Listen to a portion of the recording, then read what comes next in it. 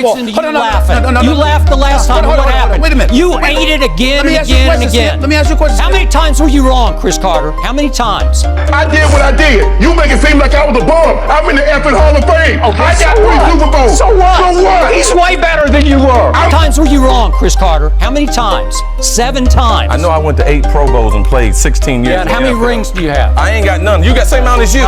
We went to commercial break. I took my earpiece out and I told him, I'll never be on your show again. And if you ever say anything like that to me again, I'll punch you right in the face. That's my best friend. That's my best friend. So here we go again, back with another one. Welcome back to the Dark Times channel.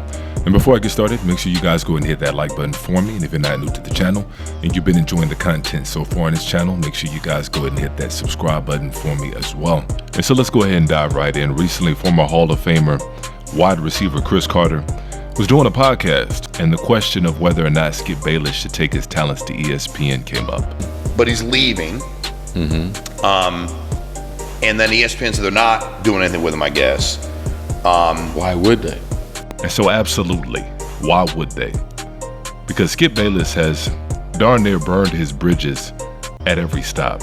And he's somebody that nobody seems to want to work with and nobody can seem to get along with. In the short term, yes, but eventually nearly all his relationships, short-term relationships, long-term relationships within media, they come to an end. And usually it's in a dramatic fashion. And then on top of that, ESPN just signed Shannon Sharpe to a multi-year deal.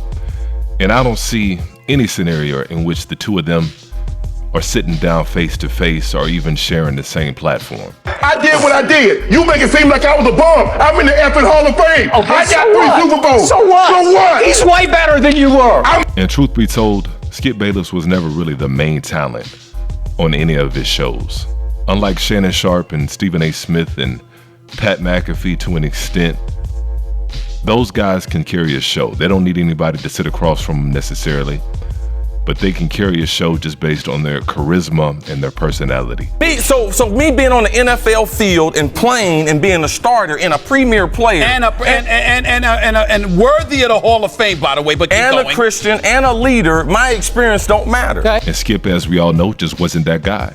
Skip needed a personality like a Stephen A. Smith, like a Shannon Sharpe to sit opposite side from him every day and be able to be entertaining.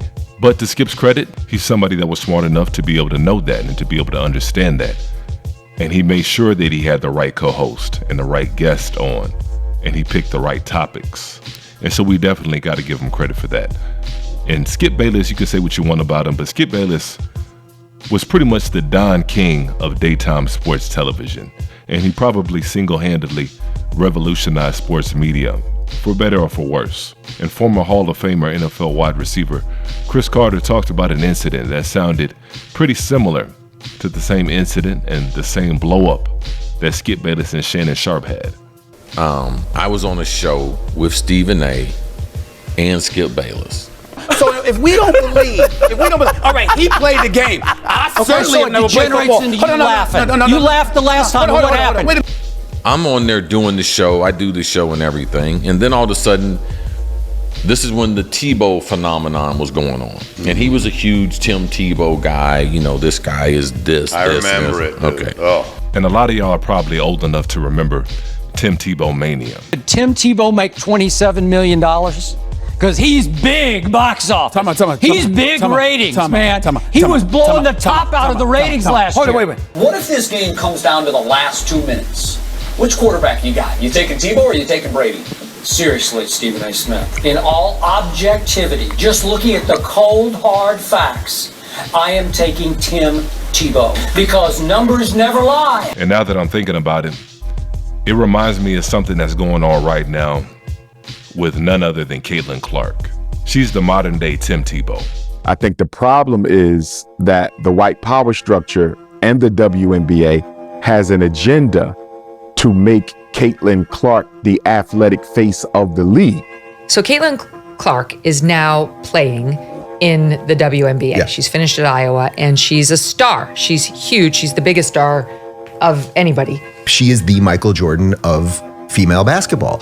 anyone who has anything to do with that league should be bowing at the altar of this woman. Now, I don't think Caitlin Clark is going to flame out of the WNBA. I think she's going to be just fine. I think she's going to be one heck of a player. But I say all that to say this. She reminds me of Tim Tebow in the sense that you can't criticize her. If you criticize Caitlin Clark, if you say, hey, wait a second, she's got some holes in her game. She doesn't play defense. She dominates the ball like James Harden. She has a bad shooting percentage. She turns the ball over. She has a lot of stuff she needs to work on, and her game doesn't project that she'll ever be the greatest WNBA player or anywhere close to it. But if you say that, her fanatics, like Tim Tebow fanatics, would just call you a hater and say you're just hating on her. And the reality is we have no reason to hate on Caitlin Clark. She's given us no reason to do that. There's nothing wrong with Caitlin Clark. Her personality is just fine. She says all the right things. She's a likable person by all accounts. But just pointing out what you see comes across as hate to her fans. And so that's why I say it's very similar to the Tim Tebow mania when it comes to Caitlin Clark. And, you know, we're trading barbs and everything. We go back and forth, back and forth, back and forth. And then I just level set it and was like, listen, if throwing the football is important in the NFL, Tim Tebow will never be a starting quarterback in the NFL. Okay, but you've dismissed him. You say he can't play in the league. You told me that say that. repeatedly. You said he's not a starter in the league. That's not a starter. There's plenty of other players besides the starter. And then he came back and said, well, that's why you didn't win a Super Bowl. Times were you wrong, Chris Carter? How many times? 7 times. I know I went to 8 Pro Bowls and played 16 years. Yeah, and how many rings do you have? I ain't got none. You got the same amount as you. Nope. And so there's a pattern when it comes to Skip Bayless. He has a habit of disrespecting so-called black athletes to their face and belittling their careers right to their face. And he's gotten away with this because oftentimes the people that he's sitting across from, the men that he's sitting down with, they're on a leash. They're on a proverbial leash, and the leash is the dollar bill. I'm the most feared man in Hollywood. They don't like me in Hollywood. Why do they not like you? I don't wear dresses. I don't do that stuff on TV. They had to get some other black person to do that stuff. I'm talking, that's Gunner. But they all confess they love the Lord. But you cannot compromise yourself if you love the Lord. So I play tough guys, but young kids want to be soldiers. Young kids don't want to follow a guy to wear a dress. It's Shaq in drag on the Dennis Scott Show. Masculine women, feminine men, which is a rooster, which is a hen? It's hard to tell them apart today. How do you know Shaq? You see these sideburns? He got them from me. He showed me with these sideburns. You like your panties? It's a joke, Jay, you know. That's not a joke. That is a severe behavioral disorder. And oftentimes when it comes to so-called black men in power positions or positions that they feel empowered, oftentimes they bite their tongues. Oftentimes they bite their pride. Oftentimes they swallow their dignity. In 2016, while at a party with my wife, I was sexually assaulted by a successful Hollywood agent. The assault lasted only minutes. Minutes? And that was my first time hearing that. I had no idea that it lasted minutes.